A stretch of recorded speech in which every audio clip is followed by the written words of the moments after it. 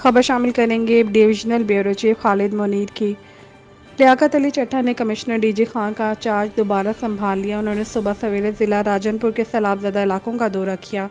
Commissioner डेरा गाजी खान लियाकत अली चट्टा ने सुबह सवेरे ज़िला राजनपुर का दौरा किया। उन्होंने फाजिलपुर और दीगर सैलाबी इलाकों का मुआयना किया। डीसी ऑफिस राजनपुर में इजलास की सदारत की और ज़िले फ्लड कंट्रोल का मुआयना किया। सेक्रेटरी ज़राअत जनूबी पंजाब साकिब अली अतील, चीफ इंजीनियर नहार साजिद रिजवी और दीगर मौजूद थे। डिप्टी कमिश्नर राजनपुर आरिफ रहीम ने ब्रीफिंग दी। कमिश्नर लियाकत अली चट्टा ने फ्लड कंट्रोल को मौसर बनाने के अहकाम जारी किए। कमिश्नर डीजी खान ने सैलाबज़दा इलाकों में इमदादी सरगर्मियों का जायज़ा लिया।